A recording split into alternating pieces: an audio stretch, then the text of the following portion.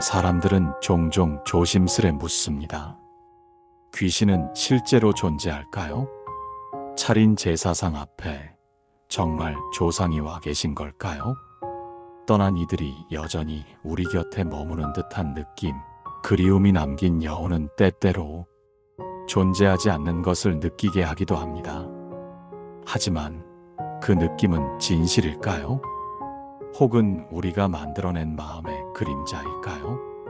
죽은 이는 지금 어디에 있는지, 제사는 그들에게 어떤 의미인지, 그리고 혼과 영이라는 말은 불교에서는 어떻게 설명하고 있는지, 이 영상은 그런 질문들에 대해 부처님께서 어떤 가르침을 주셨는지를 자비와 이해의 언어로 풀어내는 시간입니다. 부처님은 말씀하셨습니다. 죽음은 끝이 아니라 흐름의 전환이며 존재는 사라지는 것이 아니라 다른 방식으로 이어지는 것이라고. 지금부터 스승과 제자의 대화를 따라 생과 사의 경계를 넘나드는 지혜의 길을 함께 걸어가 보려 합니다.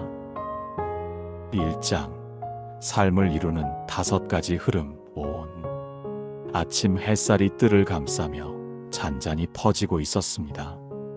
먼 산등성이 위로 안개가 서서히 걷히고 스승님은 변함없이 정좌한 채 고요히 앉아 계셨습니다.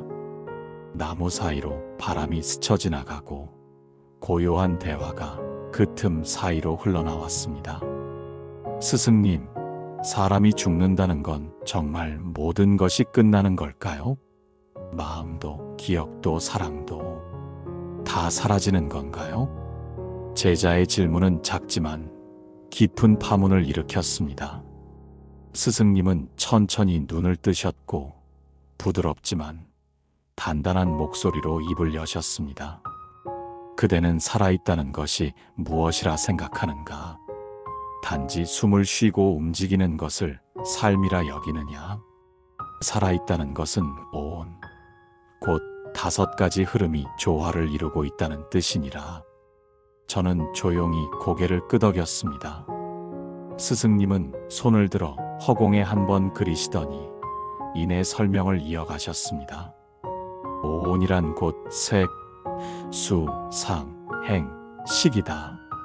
색은 육신이요, 물질의 모양이며 수는 외부로부터 받아들이는 느낌이다. 상은 그것을 인식하고 기억하는 작용, 행은 의지와 습관, 식은 아는 작용, 의식 그 자체를 말하느니라. 이 5가지가 모여 일시적으로 나라는 형상을 이룬다. 그러나 본디 그것들은 흐름이니 어느 하나도 고정된 것이 없느니라. 스승님의 말씀이 이어질수록 저는 제 안에서 점점 무언가가 녹아내리는 느낌을 받았습니다. 단단히 붙들고 있던 나라는 생각이 부드럽게 풀리는 것이었습니다. 죽음이란 이 오온이 흩어지는 것이다. 마치 연못에 고요히 앉아있던 안개가 서서히 흩어지고 물결이 찾아들듯이 그대가 죽음이라 부르는 것은 형상이 사라짐이 아니라 흐름이 다른 형태로 이어지는 전환일 뿐이니라. 바람이 고요하게 불었습니다. 풀잎이 흔들리고 그 위로 햇살이 조용히 비추었습니다. 스승님의 말씀은 이 풍경과 하나가 되어 제 마음을 씻어주듯 울려 퍼졌습니다. 차바 함경에는 이런 말이 있다. 오온은 모이고 흩어지며 만남은 반드시 이별을 따른다. 지혜로운 이는 모임에 집착하지 않고 흩어짐에 슬퍼하지 않느니라. 이 가르침은 그대가 생과 사를 바라보는 눈을 바꾸게 하리라. 저는 조심스럽게 되물었습니다. 그러면 스승님, 죽음은 끝이 아니고 다시 시작일 수도 있는 건가요? 오온은 해체되어도 또 다른 인연 속에서 다시 모이는 건가요? 스승님은 미소를 머금고 고개를 끄덕이셨습니다. 그대가 어릴 적 강물을 본 기억이 있다면 떠올려 보아라. 산 위에서 흐르던 작은 물줄기가 서로 모여 개울이 되고 개울은 강이 되며 강은 다시 바다로 흘러가니라. 그러나 그것이 끝이 아니니 바다는 다시 구름이 되고 비가 되어 대지로 돌아오지 않느냐. 존재의 흐름도 이와 같으니라. 흩어진 오온은 다시 인연 따라 모이기도 하고 혹은 새로운 자리에서 다시 길을 만들기도 한다. 이것이 윤회의 본질이요 삶과 죽음의 순환이니라. 그 말씀에 저는 잠시 하늘을 올려다보았습니다. 떠가는 구름과 물결치는 바람이 모두 하나의 흐름으로 이어지고 있다는 사실이 마음 깊이 와닿았습니다. 스승님은 이내 다시 말씀하셨습니다. 그러나 그 흐름은 스스로 결정되지 않는다. 업이 흐름의 방향을 만들고 인연이 그 물줄기를 안내하느니라. 그대가 지금 짓는 마음, 말, 행동 하나하나가 바로 다음 생의 강줄기를 바꾸는 법이니 부디 오늘을 소홀히 여기지 말지어다. 저는 고개를 숙인 채 스스로의 하루를 돌아보게 되었습니다. 나의 말 한마디가, 작은 생각 하나가 내가 다시 태어날 길을 정할 수 있다면 나는 어떻게 살아야 할까? 스승님은 부드럽게 미소 지으시며 덧붙이셨습니다. 죽음이 두려운가? 그렇다면 그대는 아직 삶을 바르게 본 적이 없는 것이니라. 죽음을 이해하면 삶이 보이고 삶을 올바르게 보면 죽음 또한 두렵지 않다. 이것이 바로 불자의 눈이니라. 저는 그 말씀을 마음 깊이 새기며 차오르던 두려움이 잔잔한 이해로 바뀌는 것을 느꼈습니다. 바람은 여전히 부드럽게 불고 있었고 스승님의 목소리는 제 안에 머물러 말없이 흐르고 있었습니다. 2장 죽음 이후 오온은 어디로 흐르는가? 산 너머로 해가 천천히 기울고 있었습니다. 하늘은 붉은 빛으로 물들고 있었고 그 빛이 숲을 따라 번져가고 있었습니다. 저는 여느 때보다도 조심스러운 마음으로 다시 물었습니다. 스승님, 오온이 해체된 이후의 흐름은 어디로 이어지는 건가요? 몸은 사라지고 의식도 사라진다면 그 이후는 공허한가요? 스승님은 잔잔히 저를 바라보셨습니다. 긴 침묵 끝에 입을 여셨습니다. 그대는 흐름이 끊긴 강물을 본 적이 있느냐? 강은 멈추는 듯 보여도 사실은 대지의 틈을 따라 흐르며 다른 이름의 물길로 다시 나타난다. 삶도 그러하느니라. 오온은 흩어지되 완전히 사라지지 않는다. 그것은 업과 인연의 힘을 따라 다음 자리로 옮겨갈 뿐이니라. 스승님의 말씀은 바람처럼 조용히 제 마음 안으로 스며들었습니다. 저는 다시 여쭈었습니다. 그렇다면 죽은 이는 어딘가로 다시 태어나는 건가요? 다시 사람으로 태어나거나 다른 생으로 이어질 수 있는 건가요? 스승님은 나무 위에 내려앉은 새를 바라보며 고요히 말씀하셨습니다. 인연이 모이면 꽃이 피고 업이 익으면 열매가 맺히는 것처럼 그대가 지은 행위와 마음의 흐름은 다음 생의 자리로 향하는 문이 되느니라. 그것이 윤회요 삶의 연속이니라. 나는 어린 시절 바닷가에서 본 해류를 떠올렸습니다. 보이지 않지만 느껴졌던 바다의 움직임, 그 속에서도 물은 쉬지 않고 순환하고 있었던 기억. 죽음 이후의 흐름도 그러한 것이라면 정말 끝이란 없는 것일지도 모르겠다는 생각이 들었습니다. 스승님은 손을 모은 채 다시 말씀하셨습니다. 증이라 함경에 이르기를 모든 중생은 자신이 지은 업을 따라 살아가며 업은 그림자처럼 그 존재를 떠나지 않느니라. 그 말은 깊은 울림이 되어 제 가슴에 내려앉았습니다. 스승님, 그렇다면 살아있는 우리가 지니는 마음 하나하나가 다음 생을 결정짓는 힘이 될 수 있다는 뜻인가요? 그 말에 스승님은 부드럽게 고개를 끄덕이셨습니다. 그대가 지금 짓는 말, 생각, 행동은 다음 생의 토양을 이루는 씨앗이 되느니라. 그것이 곧 흐름이요 그대의 길이 되느니라. 그 말씀이 제 마음을 무겁게도 또 가볍게도 했습니다. 잘 살아야겠다는 다짐과 지금 이 순간에도 늦지 않았다는 희망이 동시에 찾아왔기 때문입니다. 그 순간 저는 문득 생각났습니다. 만약 우리가 죽은 이를 위해 기도를 드린다면 그 마음도 그들에게 닿을 수 있는 걸까요? 스승님은 조용히 나뭇잎 사이로 떨어지는 햇빛을 바라보며 말씀하셨습니다. 진실된 기도는 단지 말이 아니라 마음에서 일어나는 파동이니라. 그 파동은 인연 따라 흐르고 그 흐름은 고요히 그러나 분명히 닿을 수 있느니라. 그러니 맑은 마음으로 부르는 이름, 그 한 줄의 기도는 결코 헛되지 않다. 그 말은 제 안에서 오래도록 잔잔하게 울렸습니다. 저는 처음으로 기도란 말이 누군가에게 주는 힘이자 내가 내게 바치는 다짐이라는 것을 이해하게 되었습니다. 스승님은 마지막으로 말씀하셨습니다. 죽음을 두려워하지 말고 지금을 맑게 살아가라. 그러면 그대의 다음 흐름도 맑고 단단하리라. 3장. 제사는 헛된 것일까? 산사에는 작은 연못이 하나 있었습니다. 해질 무렵이 되면 연못 위에 나뭇잎 그림자가 드리우고 붉은 하늘이 잔잔한 수면 위로 내려앉았습니다. 그날 저는 그 연못가에 앉아 어릴 적 기억을 떠올리고 있었습니다. 조용한 제사날, 어머니는 새벽부터 음식을 정갈하게 차리셨고 아버지는 조용히 술잔을 올리셨습니다. 나는 그 곁에 앉아 두 손을 모은 채 눈을 감고 오셔서 드셨을까 하는 마음으로 상을 바라보곤 했습니다. 스승님, 그날의 기억이 자꾸 떠오릅니다. 그런데 문득 궁금해졌습니다. 우리가 지내는 제사, 그건 정말 의미가 있는 걸까요? 죽은 이에게 닿을 수 있는 건가요?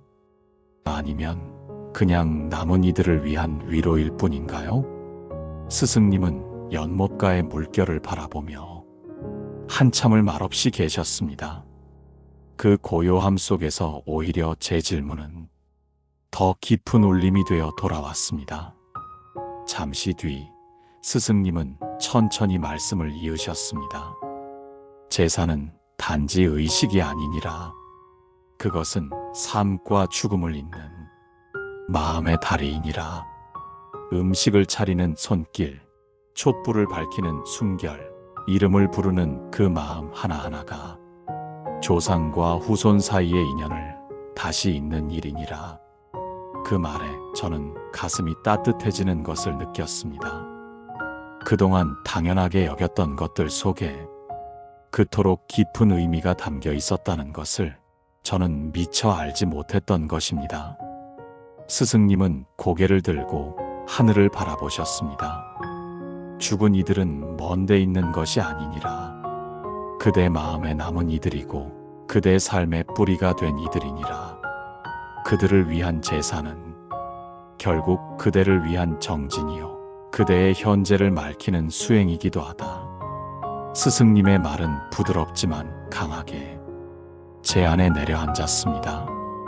스승님, 하지만 많은 사람들은 제사를 기흉화복을 비는 날로 여깁니다. 그래서 더 좋은 음식을 차리고 정해진 절차에 집착하곤 하죠. 그건 정말 부처님의 가르침과도 맞는 걸까요? 스승님은 부드럽게 웃으셨습니다. 형식은 마음을 담기 위한 그릇일 뿐이니라. 그릇이 아무리 반짝여도 그 안에 담긴 마음이 흐리면 진정한 공양이 되지 못하느니라. 유마경에는 이런 말이 있느니라. 공양은 밖으로 하는 것이 아니라 안으로 드리는 것이다. 마음이 청정하면 공양은 닿고 마음이 흐트러지면 그릇조차 채워지지 않는다. 스승님의 말이 들려오는 순간 저는 어린 시절 제사상 앞에서 의미도 모른 채 절만 하던 제 모습이 떠올랐습니다. 그때는 조상이 아닌 그저 형식 앞에 고개를 숙이고 있었던 것 같습니다. 스승님은 이어 말씀하셨습니다. 진정한 제사는 그대가 먼저 자신의 마음을 밝히는 일이다.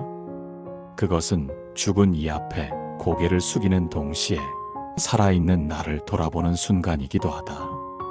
조상을 기린다는 것은 그들의 삶을 본받고자 하는 다짐이며 그들이 남긴 인연에 감사하는 수행이니라. 바람이 잎사귀를 흔들고 멀리서 풍경 소리가 들려왔습니다. 그 소리는 제 마음속 어떤 응어리를 조용히 어루만지는 듯 했습니다. 스승님, 그 말씀을 들으니 제사가 단지 죽은 이를 위한 날이 아니라는 걸 이제는 알 것 같습니다. 스승님은 조용히 고개를 끄덕이셨습니다. 죽은 이는 그대의 기도 안에 살아있느니라.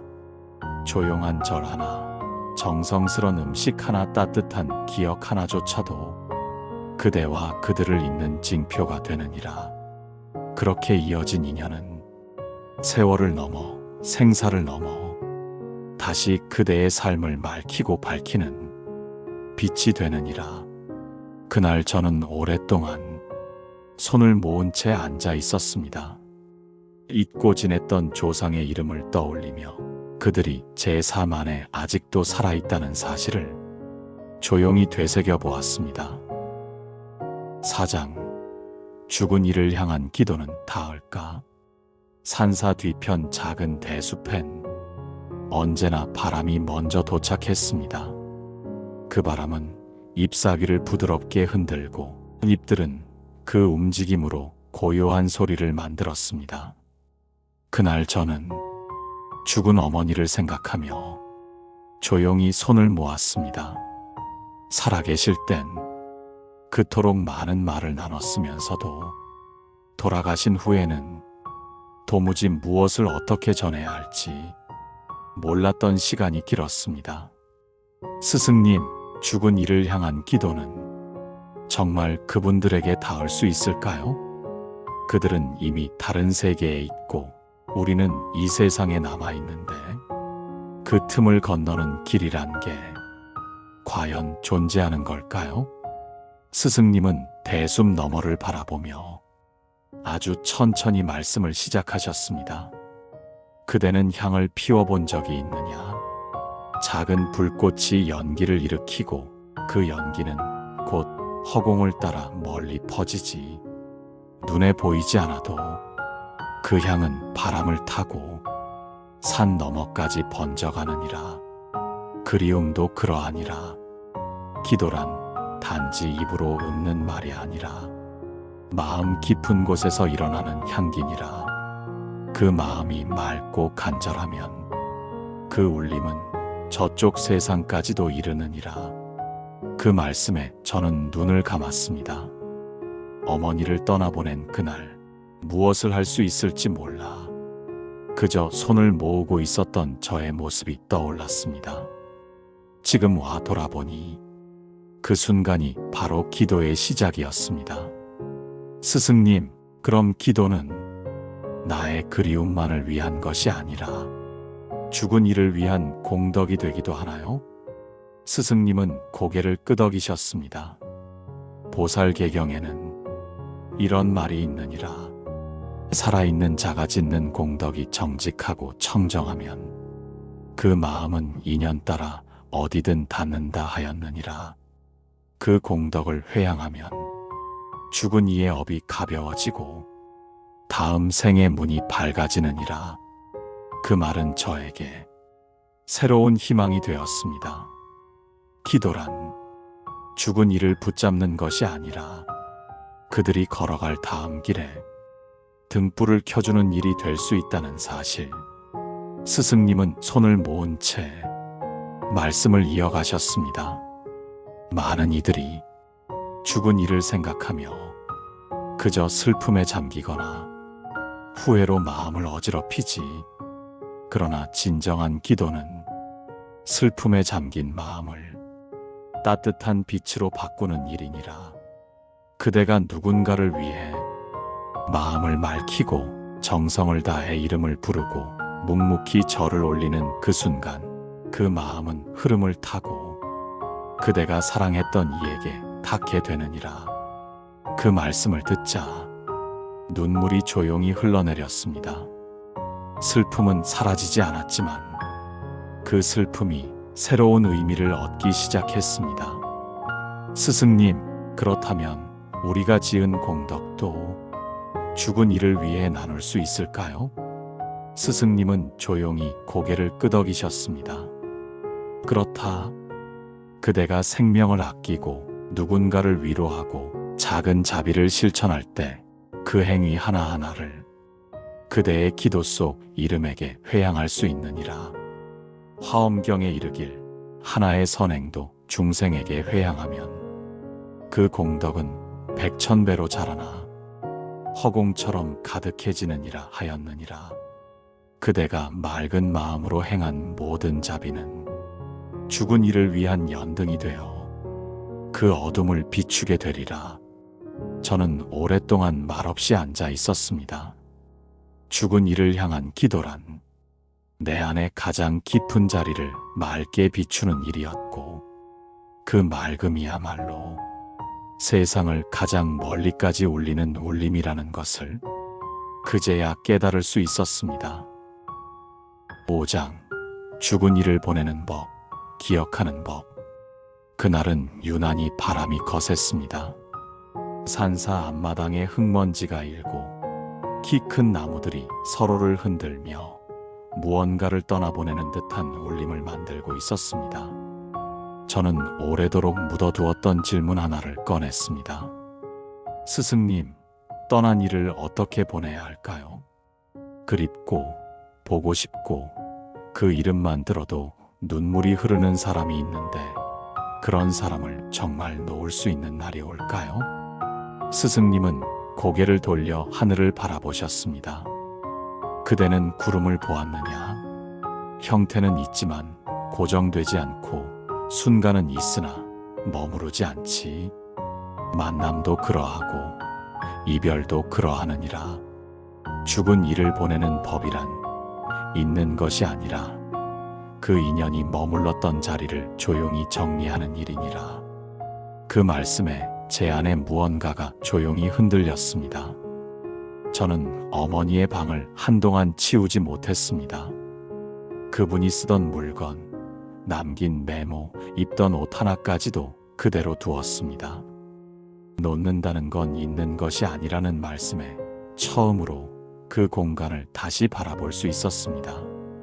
스승님은 말을 이으셨습니다.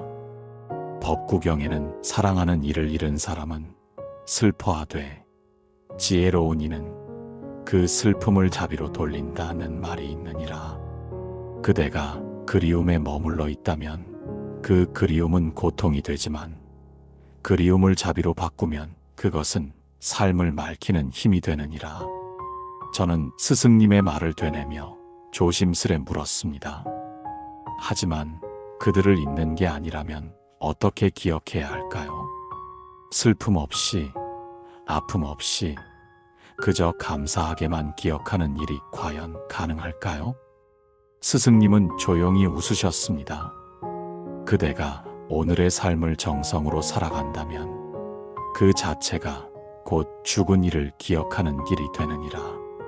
그들이 남긴 말과 행동, 그들의 온기와 다정함이 그대 안에서 또 다른 선행으로 이어질 때 그들은 여전히 살아있는 것이다. 기억은 단지 떠올림이 아니라 살아내는 것이니라. 그 말에 제 눈에 눈물이 맺혔습니다. 어머니가 제게 남긴 따뜻한 말들, 마지막 인사도 없이 떠난 아버지의 뒷모습. 이제는 그 모든 것이 저를 이루는 한 조각이 되었음을 느낄 수 있었습니다. 스승님은 바람을 따라 움직이는 꽃잎을 바라보며 말했습니다. 죽은 이를 보내는 일은 그들을 내 밖에서 놓아주는 것이 아니라 내 안에서 맑게 받아들이는 일이니라. 그리하여 그대의 하루가 그들을 닮은 온기로 채워질 수 있다면 그건 가장 아름다운 이별이 되느니라. 스승님, 죽음을 이해하고 나니 삶이 더욱 소중하게 느껴집니다. 죽은 이를 위해 기도하면서 제가 더 많이 달라지고 있다는 걸 느낍니다. 스승님은 조용히 고개를 끄덕였습니다. 그대가 걷는 오늘의 길이 맑고 따뜻하다면 그 길을 먼저 떠난 이들도 어딘가에서 평온하리라. 그날 저는 어머니의 옷을 정리했습니다. 작은 상자에 따뜻한 사진을 담고 그 위에 향 하나를 올렸습니다. 그리고 이렇게 속으로 말했습니다. 당신의 삶을 닮은 사람으로 살겠습니다. 당신의 자비를 이어가는 삶으로 하루하루를 채워가겠습니다. 6장 회향. 해는 이미 산 너머로 저물어 있었고 하늘은 푸르름 속에 마지막 빛을 품고 있었습니다. 대숲 사이로 스며든 바람은 이제 한층 더 부드러웠고 산사의 종소리는 먼 허공에까지 닿을 듯 울려 퍼지고 있었습니다. 그날 저는 마당 한가운데 조용히 앉아 긴 수행을 마친 마음처럼 고요한 얼굴로 스승님께 마지막 인사를 올렸습니다. 스승님, 오늘 저에게 들려주신 말씀들 제 안에 오래도록 남을 것 같습니다. 죽음이란 끝이 아니라 흐름이라는 것, 기도는 단지 소원이 아니라 사랑을 다시 흐르게 하는 길이라는 것, 그 모든 가르침이 제 삶의 방향을 바꾸었습니다. 스승님은 조용히 저를 바라보셨습니다. 그 눈빛에는 다 말하지 않아도 되는 깊은 자비가 담겨 있었습니다. 그대는 오늘 자신의 마음 깊은 곳에서 한 걸음 더 걸었느니라. 죽음을 이해했다는 것은 삶을 새롭게 보기 시작했다는 뜻이요. 그리움이 기도가 되었다는 것은 이제 마음이 길을 얻었다는 뜻이니라. 그대가 들은 가르침은 이제 그대의 말이 되고 그대의 걸음이 되리라. 저는 고개를 숙였습니다. 그동안 두려워 외면하던 것들, 붙잡고만 있던 것들, 이제는 천천히 놓고 그 빈자리를 향으로 채우겠습니다. 스승님은 마지막으로 두 손을 모으고 조용히 말씀하셨습니다. 이 모든 마음을 이 세상 모든 이에게 회양하노라. 삶과 죽음을 넘어 그대를 아프게 했던 기억이 이제는 그대를 살리는 수행이 되기를, 그대가 만난 모든 인연들이 연민과 자비의 빛으로 다시 태어나기를 기도하는 마음이 죽은 이의 어둠을 밝히고 앤 그대의 슬픔을 씻어주기를, 가장 깊은 그리움이 가장 따뜻한 사랑으로 다시 피어나기를, 지금 이 순간부터 그대의 하루가 수행이 되고 그대의 말 한마디가 공덕이 되고 그대의 발걸음 하나하나가 죽은 이를 향한 연등이 되기를 바란다. 저는 눈을 감고 스승님의 마지막 말씀을 가슴 깊이 새겼습니다. 하늘엔 별 하나가 떠 있었습니다. 그 빛은 작았지만 마음을 비추기엔 충분했습니다. 기도는 끝이 아니라 사랑을 계속하겠다는 다짐이었고, 그 다짐은 더 나은 오늘을 살아가겠다는 맑은 약속이었습니다.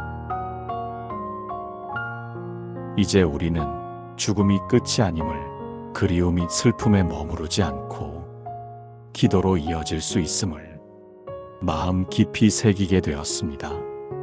부디 오늘 이 이야기가 당신의 내면에 고요한 등불이 되기를, 세상과 이별한 누군가를 다시 따뜻하게 불러주는 하루의 기도가 되기를 바랍니다.